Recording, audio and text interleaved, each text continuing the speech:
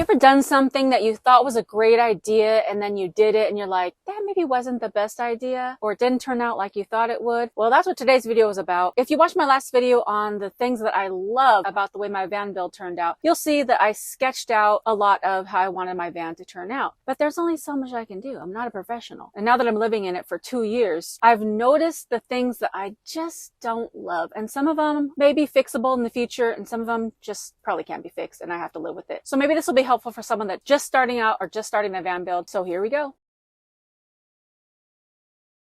One of the most important things in your van build is to really take the time to figure out your power needs. It's not the easiest thing because sometimes you don't know what you're going to have or what you're going to have in the future. So that was a little bit difficult for me. So I just estimated. Now, in my case, I have a Chevy Express van. So I don't have a lot of room on the top of my roof for solar panels. So I had to go with what I had to go with. When I was building my van in 2020, I wanted to go with the Renogy system because it was so highly recommended and it came in a kit. It made it a lot easier. And when I did look around for different types of solar panels, the way that my roof is, it could only fit like a certain width and length in order to fit 3 of them, because I also had to install this max air fan as well. And then the front of my van slopes down. So I knew I couldn't put solar panels on the way down. So I only had room for 3 panels. I mapped out so many different configurations, even like if I put 2 side by side, but they were too wide. So it was going to hang off the edge or it was going to start tilting down. The other option is to use flat panel solar panels. And at the time, they didn't have the right size that would fit more panels. 2 years later, there's a lot of different options. And also, I don't love the way that my panels stick up on top. When people say they're stealth, if you can look up on their roof and you see solar panels, pretty much know that somebody's going to be living in there. So I kind of wish I would have went with the flat panels. And I think at this point, they might make flat panels that are less wide. Instead of 100 watts, it's like 175 watts each. So I wish I would have had an option to put more watts of solar on my roof, because it really does make a difference. Something to know about solar panels is that if you get 300 watts of solar, you're not actually getting 300 watts. There's a little bit of a discrepancy in the percentage.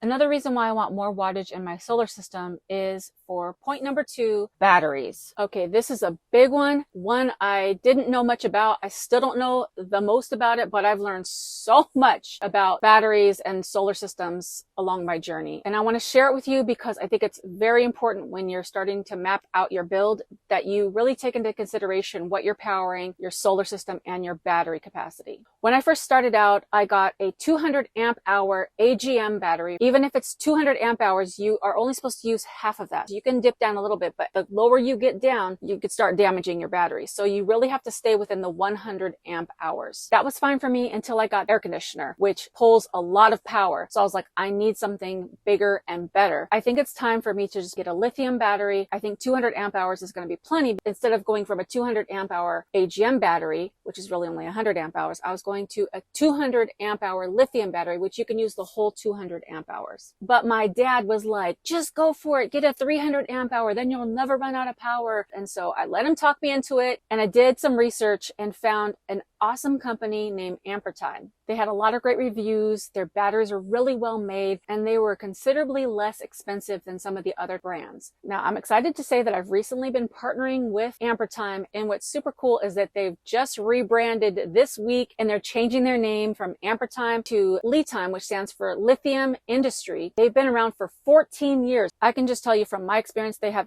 excellent customer service. Now, I do really like the 300 amp hour battery that I got from LiTime, but after using it for a while, it's actually too much for my system. It would take 4 days of full sun for me to replenish the 300 amp hour battery. So I contacted LiTime and asked for their assistance, and they have been gracious enough to talk to me about the different solutions for my van. And one of them in particular I've been trying out. It's their One Touch 100 amp hour smart battery. This thing is so small and light, easy to install. It's only 25 pounds. It supports both series and parallel connections. The star of the show is the OTCB, which is the One Touch Control battery. This allows you to achieve a longer battery life. I've been testing this battery out for a couple weeks and it's been working great. It's been able to power everything in my van. The only thing that it doesn't do is when I want to cook. I have a Ninja Foodie and that's a very big power draw. So I do have to cut on my engine when I cook with it. So the 100 amp hours isn't going to be enough for me, but they do also make a 200 amp hour as well. But don't let that deter you. This battery is going to be awesome for most most van life needs. And this battery is going to be especially great if you're a part-time traveler because it gives you the option to turn the battery on and off with just the press of a button. It also has a hibernation mode. It also has low temperature protection. So if it gets too cold, it automatically cuts off. So you don't have to worry about that. And you can push it back on if you feel that it's safe enough to do so. So you're in control of this battery. Now, something super exciting is that since Lead Time just rebranded, they're having a massive sale right now. So if you're in the market for a new battery, you're going to want to go and get this battery. It's normally $600, but with their sale right now, it's like 30% off. And for the Travel Snacks family, they're giving an additional discount. So it'll bring it down to about $475. The link and the code is in the description, and you can even buy it off of Amazon if you want. If you've been wanting to go lithium, now's your chance. Go to the Lead Time website, get your discount, and you're going to love it. I'm finally on the right track with getting the right lithium battery from Lead Time. Whoa, that's a great deal. And you know what else is a great deal? Becoming part of the snack pack. All you gotta do is hit that subscribe button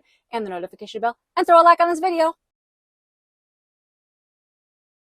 I love my floor. I love the color of it, the design of it, even the way it was laid out, but mistakes were made. Even though I did put down a layer of foam in between the ridges, there were some parts that weren't exactly even and parts that weren't finished with edging. There's a major crack and it's so annoying. It bugs me every day. At first glance, it looks great until you get close up, and here's the problem child. As you can see, there's a little ripple here where the stickery part kind of came up, and it's because this thing has been raised up. If you press right here, you can see that it's uneven under there. So it has to be exactly flush. Otherwise, it's when you step on it over time, it just cracks. And now it's got this little ridge here. I keep stepping on it and it breaks a little bit more. And so the only way to really fix that would be to cut that piece out, which is underneath the microwave. So that's not going to happen. I've already tried to fill it in with super glue, regular applicator, and it's too thin to get in there properly. So what I did is I went on to Amazon and bought some syringes,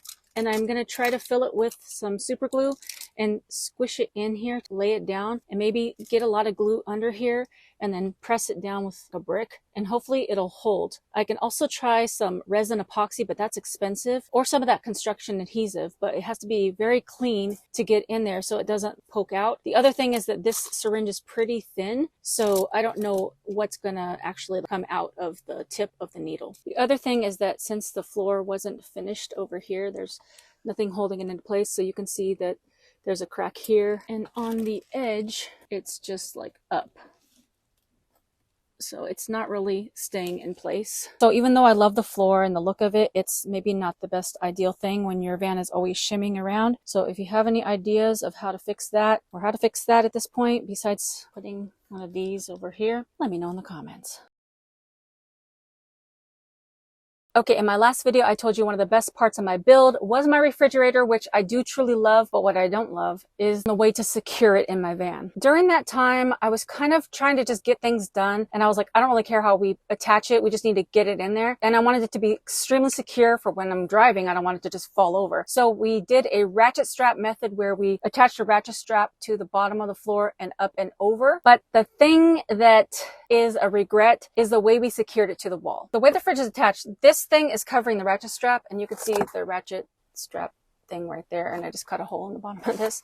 But behind this piece of wood is an L bracket that's glued on with construction adhesive onto the actual fridge and onto the metal. So this thing is attached to the frame of the van. So you might be like, great, that sounds great. It's attached, it's solid, but there's no way for me to take this refrigerator off. I can't look in the back. I can't get back there. If anything happens and this refrigerator breaks, I have to rip the wall piece off. I will literally have to chisel this fridge off of the metal, which I don't even know how I would do that. It's a very bad idea. I could have a non-working refrigerator in here that I can't get out. It would be a whole project. So I wish we would have taken the time to figure out another way to attach it that would have been easier to get out if I need to in the future. Now, there's a few other things that I don't love about my van build, but I have just gotten used to it. But there's one thing that really still comes up for me, and I do think about how I could get it done, but it just seems like a lot of work and possibly not even possible to do because of what's going on under my bed. But I really wish there was a way for me to sit down and work at a desk. Since this bed is like between a twin and a full, it takes up a lot of space that I don't use. I lay here literally in this section right here. I don't go past this section ever. I don't really roll around. I might have my arm over here But other than that, I lay in one spot, and I love having the bed right next to my counter so I can put my iPad here and watch streaming shows or grab my drink. I can put my food here. This is a great setup. This section here is awesome. So I've been really wanting to figure out a way to put a chair and a desk. I got a solution. I will just get a swivel seat and make my passenger seat a swivel, turn it around, put a little lap desk, and work from there. I installed that probably a year ago, and guess how many times I've used it? 3. I always have stuff in my front seat, on the floor of my front seat, and because it's a big seat, it doesn't swivel as easily, so it's just not something I think about. Now, I could use it more, and I probably will, but just to swivel it around every time, it's not that great, and so I haven't used it as a desk. So what I would prefer is this. Let me show you. This year, I ended up cutting a portion of my bed open so that I can put my Zero Breeze AC, and you can see these tubes, but I don't use the AC in the winter. So there's this open space back here, and I'm going to be taking this thing off. So what I could have done possibly is put this lower. So this could be the seat. So it's right over my battery and my wheel well, which I only have a little bit of room because then my power supply stuff starts. But you know, this is maybe enough for my butt. And then cut this section open so that I can put my feet down here where my bag is. So I could sit here, cut this part open, and my feet could go here, and I could put a desk right there. But in order to do that, I'd have to break this frame and the wood piece that's right here, and I don't think that's going to be a smart idea for my bed. But if I would have known that I didn't need all this room for my bed, I would have designed it differently so that I could mount my bed frame a little bit differently and pre-plan for the way that I organize everything under my bed. But I think now that it's already built, it's probably going to be too late, and I am going to just have to utilize my swivel seat. So if you're a solo traveler who doesn't really have visitors in your van, just take note of the way you sleep in a normal bed. And if you sleep in just like a little twin section area of a bed, then utilize the back space for something else. And I wish for me, I would have had a desk because I work a lot of hours, and for the most part, I'm sitting in this position, reclining, and it's terrible for my back. So even though I do have some regrets for my van build, I still love the way it turned out, and I'm just glad that I did it and got on the road, and I hope you do too. And until next time, bye for now.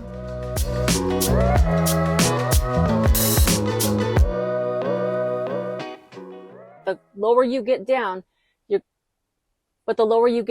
going to start with this battery as it has, what? A one touch, one button is that it has a one button no. So I would have had, I wish, what? That's just start. There's a little bit of a just, I told you that one of the best parts of my, but if I would have had, but if I had, what?